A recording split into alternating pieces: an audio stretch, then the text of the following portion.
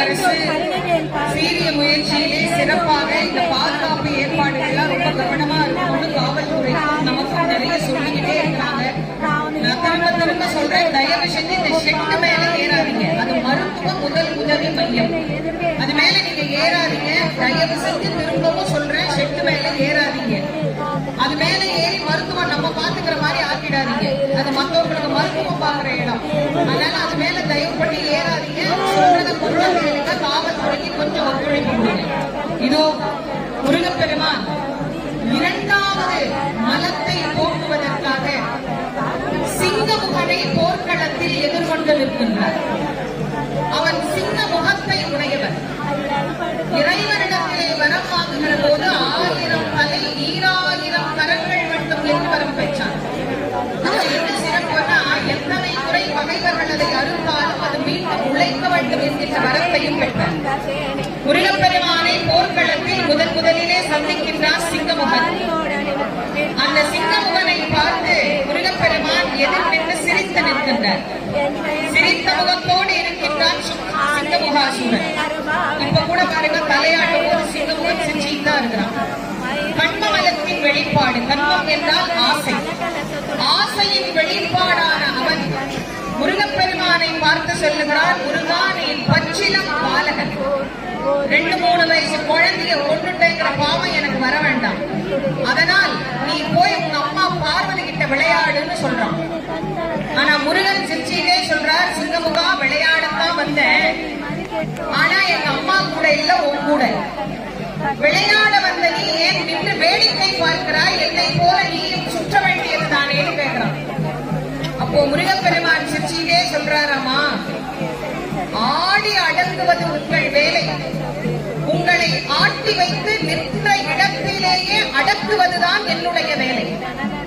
ஆகவே நீ ஆடு, உன் ஆட்டம் எவ்வளவு வரை நீடிக்கிறது என்று நான் பார்க்கிறேன் என்று முருகப்பெருமான் சொல்ல, சிங்கமுகன் முடிந்தால் என் கரத்தையும் சிரத்தையும் அறுத்து பார் என்று கூறுகிறார்.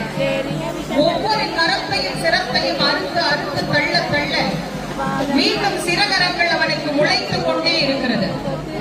1000 சிறகரங்களையும் அறுத்து தள்ள வேண்டும் என்று நினைக்கிறார். ஆனால் முருகப்பெருமானால் அது முடியவில்லை. சிங்கமுகன் சிரித்துக் கொண்டே சொல்லுகிறான், என் கரத்தையும் சிரத்தையுமே உன்னால் அறுக்க முடியவில்லை.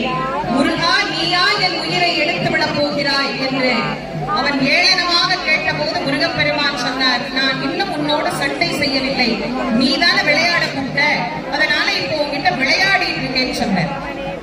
இப்போ நான் ஒரு பானம் போடுறேன், உன் தலையும் ஒரு தலை 2 கையை தவிர மற்றவைகள் முளைக்கிறதா பார் அப்படின்னு சொல்லி ஒரு பானத்தை விடுத்தார்.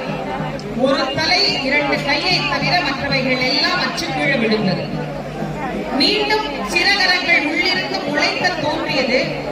முருகப்பெருமான் அத்தனையும் உள்ள போய் ஒளிஞ்சிச்சு. அப்பதான் சிங்கமுகனுக்கு ஒரு பயம் வந்தது. ஆஹா, இந்த முருகன் நம்மை கொன்று விடுவான் போல் தெரிகிறதே என யோசிக்க ஆரம்பித்தான். முருகா, நீ வளமையில் எல்லோரும் வைத்திருக்கிற ஆயுதங்களை வைத்து யுத்தம் செய்ய வரவில்லை. புதிதாக வேல் என்கிற ஏதோ ஒரு ஆயுதத்தை வாங்கிக் கொண்டு வந்திருக்கிறாய். அதுவும் உன் சொந்த வேலும் அல்ல, கடன் வாங்கி வந்த வேல்.